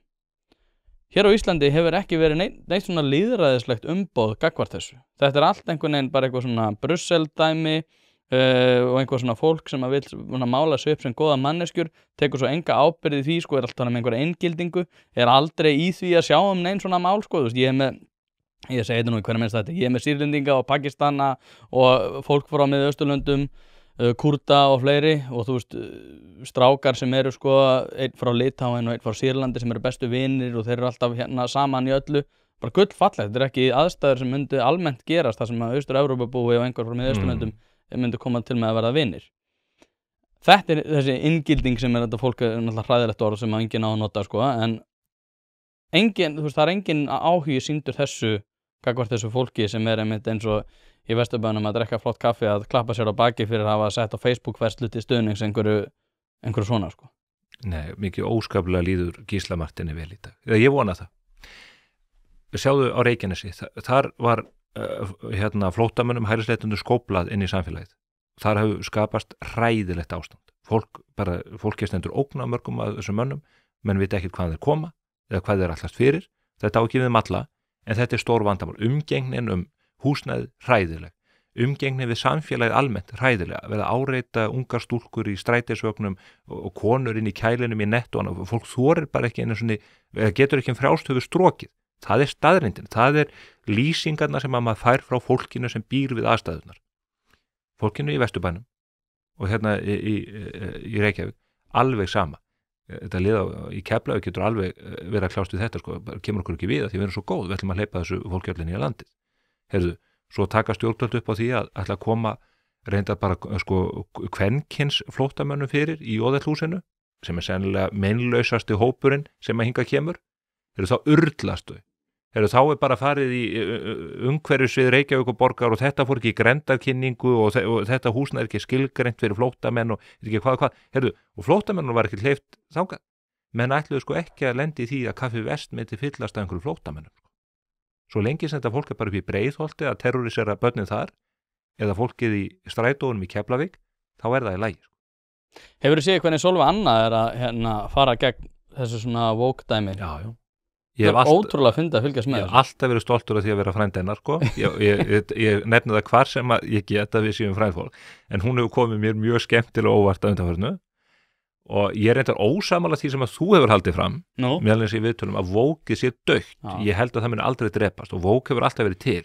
Vandinn er sá að vókið náði bara alveg ofboðslega sterkri stöðu hér og víða, sérstaklega eftir bankahrunið og fjármálakrísuna 2008 og hefur tröllriðið samfélaginu og eyðilagt mjög margt í samfélaginu okkar síðan þá. En það er sannarlega verða bakslag. Ekki held ég í réttindabaráttu samkynhneigðra á Íslandi eða kvenréttindum. Ég held að það sé einfaldlega ekki þannig þó að einhverjir séu geltandi og eftir samkynhneigðu fólki annað, einhverjir fávitar sko, sem er fólk sem við höfum bara að fordæma hegðunina hjá allt það. Bakslagið er hjá vókinu og Hallgrími Helgasyni og þessu liði sem hefur vaðið uppi, dæmt mann og annan með þvílíku yfirlæti án þess að þurfa að taka neina ábyrgð einu eða neinu nokkuð tíma sjálft. Það fólk er allt í að finna að þau hafi ekki sama hljóngrun áður. Þess vegna var Hallgrímur Helgason alveg miður sín þarna í sóðbollustúdíóinu í Bólholti eins og vinkonum mín að kalla það hjá Gunnari Smára þegar Sólveig Anna lét hann bara heyra hvern mann sem hefur bara verið og opinberu framfæri alla tíð við að dingla sér niður í miðbæ og skrifa einhverja ágæta skáldsögur. Það er bara, ég á ekki að halda þessum mann uppi, hann á bara að halda sér sjálfur uppi. Hann vil meina við, og Andri Snær Magnason, alltaf ég sé út hérna með Draumalandið, ágætt bók eftir Andra Snæ, þetta er lið sem gerir bara kröfu til þess að við höldum þeim uppi og að við eigum síðan að beygja okkur og bukta fyrir allskyns dellu kenningum sem þetta lið heldur fram. Ef að Andri Snær hefði fengið að ráða hér atvinnustefnu Íslands frá miðjum 7. áratug síðustu aldar, þá værum við ennþá fátækasta ríki í Evrópu. Þá hefði aldrei verið farið í Búrfellsvirkjun. Þá hefði álverið í Straumsvík aldrei komið. Álverið á Grundartanga hefði aldrei komið, álverið á Reyðarfirði hefði aldrei komið. Bara þjóðartekjur Íslendinga væru bara í lamasessi. Raforkuframleiðsla væri hér í lamasessi sem er það reyndar allt og miklu leyti. En ef að þessir menn hefði fengið að ráða, þú veist bara ef við hefði sett bara Hallgrím Helgason og Andra Snæ yfir Ísland 1965, þeir hefðu byrjað því að reka Jóhannes Nordal úr Seðlabankanum og frá Landsvirkjun sko. Og við værum ennþá bara eins og Rúmenía. Já, þetta hefur verið ótrúlega fyndið að fylgjast með sko og líka eins og þú segir sko, þetta tengir svolítið þessu svona andverðuleika samfélagi og líka eins og segir bara ótrúlegu umburðarlyndi gagnvart óumburðarlyndi og það hefur náttúrulega út af þú varst að nefna háskóla samfélagi núna í upphafi. Það tengist náttúrulega líka því þar sem að við höfum ég einhvern veginn var ótrúlega lengi alltaf að pæla í þessu sko, hversu lengi getur þjóð og reynda þjóðir í þessu samhengi, vestræna þjóðir kennt börnunum sínum að allt við þau sé ömurlegt og allt sem að fólk hefur, sem að eru frændfólk þitt og aðrir voru bara ógeðslegar manneskjur, bara dautt hvítt fólk eins og vísa til í háskóla samfélaginu. Hversu lengi getur gert það án þess að fari komið til með að hafa áhrif á getu samfélagsins til þess að takast á við verkefni. Og ég var náttúrulega hann í skóla 2016 til 2018 í Bandaríkjunum, þar sem ég var að fylgjast með þessu, þar sem það var bara verið bókstaflega, bara ef það var einhver hvítur að tala, að þá átti bara að setja allt sem hann sagði í samhengi við það að þetta væri minna verðmætt heldur en einhver manneskja sem væri einhverju minnihlutahóp. Og ég hugsaði með mér bara, hversu lengi getum við verið að keyra þetta algrými á háskólasamfélag án þess að þanga til að verði bara algjörlega ómögulegt að taka mark á því.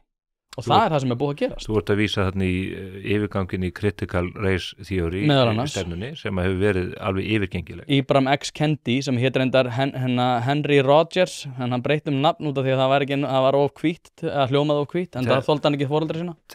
Þessi kenning sem hefur tröllriðið háskólasamfélaginu er stór hættuleg og ég minni bara á að sko með þessu umræðum það hvað Vesturlönd séu vond og hvað við höfum farið illa með fólk og annað. Það er nátt bara tekið þetta einfalda dæmi sko með að Vesturlönd voru síðust til þess að taka upp sko þrælahald og fyrst til þess að afnema það en samt sífellt látið eins og að hvítir menn í Bandaríkjunum og Evrópu hafi verið helstu þrælahaldarar í heimi. Bara fundu upp á því. Það eru margar milljónir manna þrælar enn í dag. Er það í Þýskalandi? Eða á Spáni? Eða í Texas? Eða í Oklahoma? Eða í Minnesota? Eða í Kanada? Nei, það er ekki þar. Það er í öðrum samfélögum. Og núna er þetta þessi rosalega fókus á Donald Trump Hér bara fólk sem heldur því statt og stöðu framjafnir í ríkismiðlunum að bara Vesturlönd sé að líðundi lok og vestræn samvinna sé fyrir bí og þetta sé allt hræðilegt að því að þessi maður kom til valda sem hann þetta fekk sko meiri hluta atkvæða í lýðræðislegum kosningum í Bandaríkjunum. Það er engin umræðum Xi Jinping, forseta Kína sem einræðisherra, sem að fer með fólk eins og bara rottur þegar hún sýnist. Meðal annars júgur muslima sem núna í endur menntunarbúðum. Já, bara í raun í fangabúðum. Hvernig tóku þeir á fólki í COVID? Þeir neldu bara fyrir hurðirnar hjá fólki eða töldu að fólk væri sýkt og svo bara vitjuðu þeir þessa sama fólks kannski eftir nokkra mánuði þegar það var löngu dautt. Þannig er meðferðin á þessu fólki. En er umræðin öll á það lund að lýðræðislega kjörin forseti í Bandaríkjunum að því að hann setur einhverja tolla sem að menn geta verið sammála eða ósammála Guð minn almáttugur, að hann sé táknmynd endiloka heimsins. Xi Jinping, Putin, brjálæðingurinn í Pyongyang eða klerkastjórnin í Íran, þetta eru mennirnir sem eru líklegir til þess að leiða yfir okkur bara heimsendi með kjarnorkubrölti og yfirgang. Þetta eru menn sem að skera fólk á háls án þess að hika við það. Já, Vesturlöndum að kenna, sant? Já, allt Vesturlöndum að mati þessa fólks og það sér ekkert athugast við þetta og ekki að halda upp í neinni gagnrýni á þetta En háskólasamfélag Silja Bára þetta fólk alveg, það bara nær ekki andan yfir Donald Trump. Það er hvað mér var alltaf best, ég náttúrulega fyrirlít tollana eins og flesti sem eru svona frjálshyggju megin í lífinu. Mér varst það fólk sem að tala fyrir því að aukin skattinnheimta sé til þess fallin að bæta kjör samfélagsins. Tollar eru alveg ómögulegir Það ætti þá, ef allt er eðlilegt, þá ætti það náttúrulega líka auka hag samfélagsins því að það er bara verið að taka viðbótar tekjur inn í ríkiskassan. Vinstri menninir hafa núna alveg urlast yfir tollanum af því að Donald Trump að leggja þá. Ég að vona innst inni að Trump fari núna að tala fyrir skattahækkunum. Þá munum við fá vinstri mennin alveg snældu vittlausa fyrir skattalækkunum. Þá nú ansi mikill sigur unnin. Ég held að Trump sé að gera okkur bara mjög gott með því að rétta kúrsinn hjá öllum þessu sturluðu vinstri mannum. Já, þetta er áhugavert. Herðu, ég fekk nokkra spurningar sem að ég ætla að leggja fyrir þig. Jakob Bjarnar spyr, eru þrásetur á jómfrúnni á Kringlukránu ekki farin að setja strik í reikningin? Er þetta ekki ekki farin að flækjast fyrir þér? Hann ónar ekki hjá hann. Ólíkt Jakobi Bjarnari. Hann alltaf hættur að drekka þannig að hann þekkir þann heim þar sem að menn ráð ekki við þetta. Þetta er farið að setja strik í eitt reikning og það er bankareikningin. Þetta er auðvitað rándýrt að setja sumbli á þessu stöðum. En nei, þetta er auðvitað kemur það fyrir að maður gerir sér glaðan dag með góðum vinum og þá fær maður sér ölkrús eða kampaðirglas. En flesta daga er nú lífið ekki þannig. Sumir hafa reynt að draga þá mynd upp að mér að ég sé marinar í víni alla dag og það kannski skýrist að því að ég raka auðvitað þið frábæra og stofnaði þið frábæra innflutningsfyrirtæki Kampaðisfélagið og fjalla þess vegna mjög mikið vín, birti mikið af myndum á Instagram og Facebook þar sem ég var að fjalla vínframleiðendur og annað þeimdur og stóð fyrir stórum viðburðum, smakkstundum og smakkviðburðum að þessu tagi. Þannig að það er ekkert óeðlilegt að menn dragi þessa mynd og svo er þetta auðvitað nota svona til að diskreditera menn eða svona draga úr trúrileika sagt, já, er hann ekki alltaf bara fullur? Var ekki Churchill alltaf fullur? Jú. Hitchens var alltaf fullur. Já. Hann er minn maður. En Hitler var eins og Jakob Bjarnar alltaf edrú. Hann sá munurinn á þessum tveimur hópum. Þú Churchill og hann Hitler. Stefán Einar var yfirlýstur stuðningsmaður Donald Trump fyrir kosningar. Hann þegir nú þunnu hljóði bæði efnahagslega aðgerðið Donald J. Trump sem og aðför hans að löggjafar á dómsvaldinu. Hvað veldur? Þetta er reyndar rangt hjá viðkomandi þar sem ég hef ekki takað þunnu hljóði þetta. Ég hef lýst þeirri skoðun í viðtölum hvað ofan í að ég skil ekki hvað hann ætlast fyrir en við vorum bara að fá frétti núna í morgun það að hann sé að draga mjög úr þessum tollum sem hann hefur verið að beina gegn Kína segir að þeir verði ekki 145%, verði miklu, miklu lægri þannig að það er og hlutabréfamarkaðir að bregðast við því. Ég held að þetta sé hluti af einhverju stærri taktík. Ég held að hann sé ekki vitleysingur, ég held að hann viti hvað hann er að gera og ég held að hann sé að reyna að skapa sér einhvers konar samningsstöðu. Ég held að hann sé líka að reyna að einangra Kína því að þeir hafa miklar áhyggjur af uppgangi Kína út frá öryggishagsmunum Vesturlanda, það segja öryggishagsmunum okkar, og ég hef sjálfur miklar áhyggjur af því þegar einræðisríki með 1400 milljónir íbúa að færa sig upp á skaftið í hernaðarbrölti og að hóta því bara leynt og ljóst að taka yfir Tævan, og hvað þá með Japan eða Filippseyjar eða Suður Kóreu þar á eftir. Þetta mikið áhyggjefni. Og ég hafði sannarsagna miklu meiri áhyggjur á Bandaríkjunum meðan Biden og Obama réðu það ríkjum, þar sem þeir voru sífellt að draga einhver rauðstrik í sandinn gagnvart þessum einræðisherrum, og þeir virtu þessi rauðstrik algjörlega vettu í. Xi Jinping gerði það gagnvart Obama og Biden. Obama náttúrulega gerði sig að endemis fíbli í augum umheimsins þegar hann sagði við al-Assad í Sýrlandi: ef þú beitir efnavopnum gegn Kúrdunum í norðri, þá mér að mæta. Svo beitti Assad bara taugagasinu gegn þeim, og hvað gerði Obama? Hann fór bara í frí til Hawaii eða eitthvað, það heyrðist ekkert meira af því Og það áhyggjuefni þegar Bandaríkin Saman með klerkastjórnina í Íran eftir að gáði þeim $400 milljarða eða milljónir dollara í reiðu fé, bara flugu með það í einkaþóttu. Þannig að ég þó að það sé auðveldar að draga það mynd að Trump sé brjálæðingur og hann sannarlega mjög óhefbundi stjórnmálamaður og margt óheflað og ógeðfellt sem hann lætur frá sér. Kjafta af allir alveg svakalegu. Að þá verð ég bara að viðurkenna að ég hef ekki eins miklar áhyggjur á Bandaríkjunum í höndum hans stjórnar heldur en til dæmis hefði verið ef að Kamala Harris hefði unnið forsetakosningarnar í Bandaríkjunum. Þannig að það mín skoðun. Ég á móti tollum, ég frjáls viðskipti, en þau verða þá líka að vera frjáls Og það það sem að menn gleyma varðandi Kína, að jafnvægið ekki til staðar. Menn alltaf að segja, já, tökum bara umhverfismálin. Ísland hér á að borga einhverjar kolefniseiningar og við eigum að leggja hér aukna skatta á skipin okkar sem að flytja bara matvöru til landsins og bleiur og hvað eina. Og flugið. Og flugið líka, sem okkar leið og samtenging okkar við umheiminn. En á sama tíma geta Kínverjar bara pumpað út brúnkólum, svartkólum, olíu, gasi, alveg í langa banir. Þeir kolefnis, útblástur Kínverja exponential, ár frá ári. Og það allt í lagi, Og þetta þannig ekki jafnvægi eða rétt gefið. Við erum með hreinustu orkuauðlindir í heimi, við kynntum húsun okkar með heitu vatni, rafmagnuð okkar framleitt með sjálfbærum hætti, við förum vel með náttúrun í Íslandi. Ég var nú að lesa á heimildina að vera mestu umhverfissóðara í heimi. Þetta bara rugl, þetta bara tóm tjara. Við erum, ef við varum að framleiða allt álið hér í þessum verksmiðum okkar þremur, bara fyrir okkar notkun og okkar neyslu, þá væri svo. En við erum að framleiða umhverfisvænasta ál í heimi fyrir umheiminn. Og ef það væri ekki framleitt með þessum umhverfisvæna hætti hér, þá var það gert með brúnkóla brennslu í Kína eða kóla bruna í Þýskalandi, þar sem að menn tóku þá glórulausu ákvörðun að loka kjarnorkuverunum eftir slysið í Fukushima í Japan. Merkel eyðilaði sína stjórnmála arfleið algjörlega með þeirra ákvörðun. Og það eins með viðskiptin. Ef að Kínverjar að misbeita sér og sínum hagsmunum í viðskiptalegu tilliti, valda ójafnvægi á heimsmarkaði, þá það ekki frjáls viðskipti.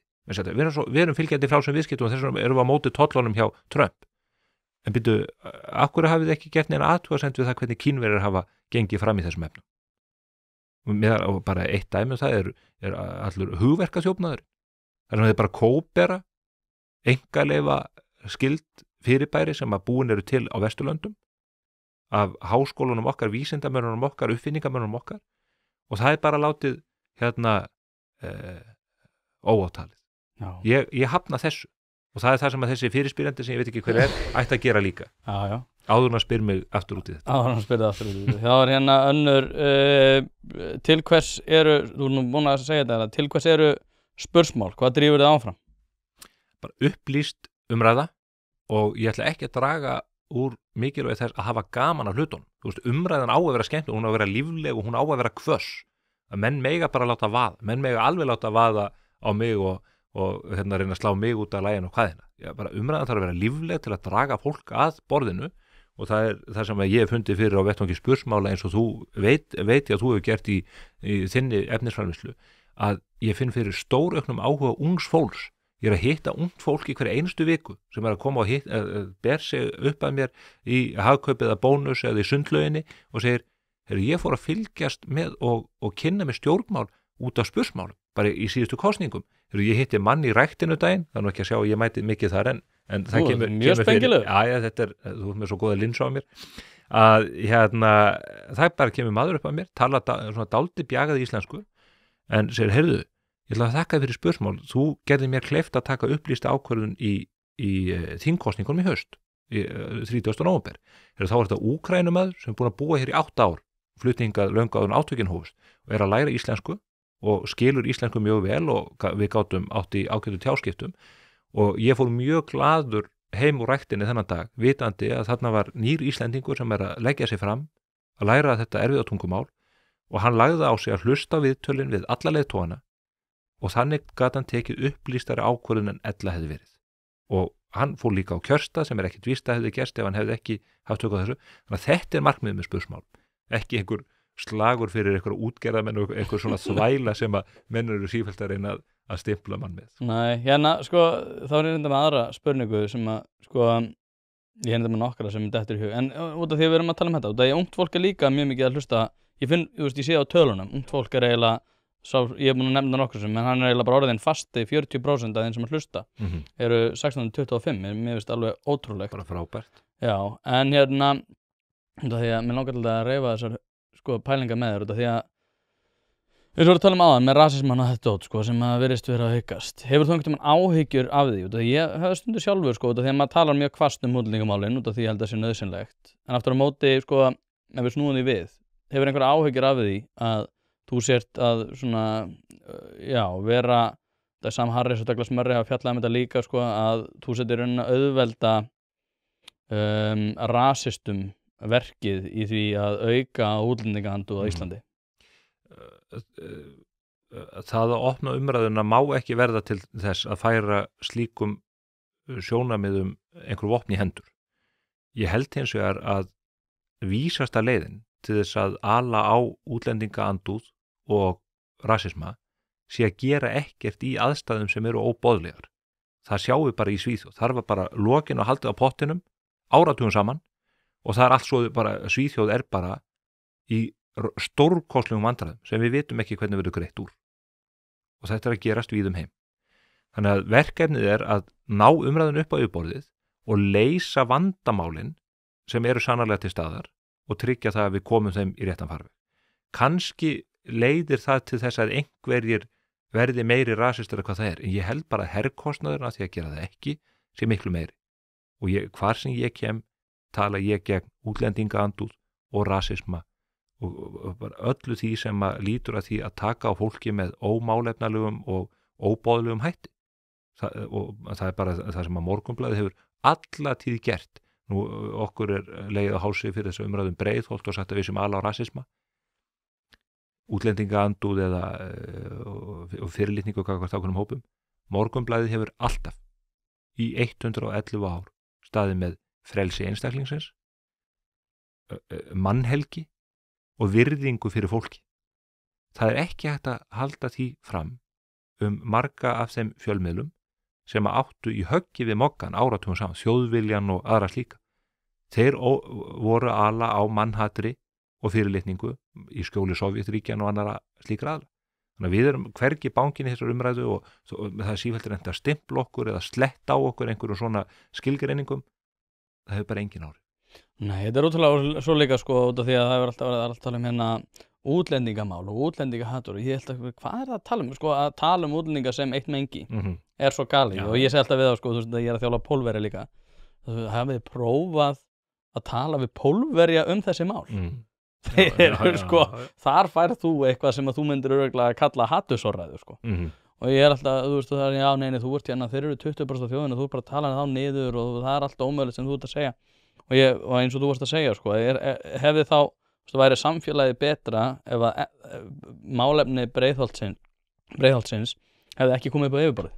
Er það niðurstaðan í alvörunni talað að við séum að fara að tala þannig um útlendinga að við séum hrædd við það að tala um vandamál sem að hafa með þetta að gera, eins og í Bretlandi þar sem að kom hérna 2016, ég veit ekki hvernig tölunar eru núna, sem að töldu það að eða helmingur múslima þar töldu að samkynhneigð ætti að vera dæmd ólögleg. Það eru fleiri sem að vilja innleiða sharia-lög í Bretlandi og í Svíþjóð heldur en í Tyrklandi innan múslima, meðal múslima. Vinstri meirihlutin í Reykjavík vill koma upp mosku hér niðri við Suðurlandsbraut á besta staði borginni. Við vitum alveg hvað verður boðað í þeirri stofnun og við vitum líka að það er stór hætta á því að það fjármagn komi frá ríkjum sem að fjármagna svona byggingar til þess að koma upp trúarmiðstöðum og samfélagsmiðstöðum þar sem að til dæmis tala gegn réttindum kvenna. Hvað myndi nú gerast ef ég og þú myndum óska eftir lóð til þess að byggja höfustöðar yfir samtök gegn kvenréttindum? Hvítir kallar gegn konum. Já, það var náttúrulega... Hvað myndi gerast? Það var allavega sko sömu hópar og segja að við ættum ekki að vera að ræða þetta, myndu koma fram og segja að við mættum ekki gera það. Sem er ótrúlega þversta. Ég þyrfti ekkert að mæta aftur í mína vinnu eða þú sko. Við getum bara sleppt í sko. Við myndum fá sannlega uppsagnar. Snorra í betilega eitthvað sem þetta. Við myndum sennilega fá uppsagnar frestin greitan sko. En þú veist, þetta er bara staðan og það verður bara að ræða þetta og fæstir eru tilbúnir í þann slag og halla sér bara aftur eða fara í laugardagslaugina í staðis að sitja og ræða þessu hluti eins og við erum að gera, en einhver verður að gera það. Pælir einhvern veginn, ég loka spurningu bara, pælir einhvern tímann í því bara svona, fyrir sjálfa þig, menna þú átt börn og svona, pælir einhvern tímann í því bara svona, til hvers er ég að þessu? Það var ég ekki að tala um eitthvað starfinu sko og þinni hlutverki, en pælir einhvern tímann bara, hvernig nenni ég þessu? Ég nenni þessu alltaf. En ég hef þetta spurninga hvort að maður eigi að gera þetta bara út frá öryggi. Nei, ég hef fengið morðhótanir og bendingar það að ég sé ekki öruggur og það er í þessum hópi fólks eru ofbeldisækir. Sjáðu bara hvernig þetta lið gengur fram þegar reynir að varna ríkisstjórninni til fundar. Þetta er bara ofbeldisfólk, ekkert annað. Þetta fólk geti allt eins látið til skara skríða gegn mér eins og einhverjum öðrum og reyndar að gera það víða og það er áhætta sem einhver verður að vega og meta og taka fyrir sig. Maður myndi þetta aldrei stofna fjölskyldu sinni í hættu, allavega ekki meðvitað, en sá sem að áberandi umræðunni og lætur svíða undan, hann á auðvitað á hættu stundu sem að maður verður fyrir einhverju neikvæð áreiti eða einhverju svívirðingum út í bæ og annað, fólk sem gerir einhver hópa mann, en ég reyni nú að hafa meira gaman að því frekar heldur neitt. Þess vegna er það að koma aftur í boxið til mín. Við þurfum að taka fleiri tíma. Já, sýndi ég ekki ágætist til þér? Jú, þú varst bara flottur síðast. Vinstri krókur. Vinstri krókurinn, nákvæmlega það. Stefán Einar, takk aðeinslega fyrir að koma þangað til næst. Miklu frekar. Don't take refuge in the false security of consensus. My own opinion is enough for me, and I claim the right to have it defended against any consensus, any majority, anywhere, any place, any time.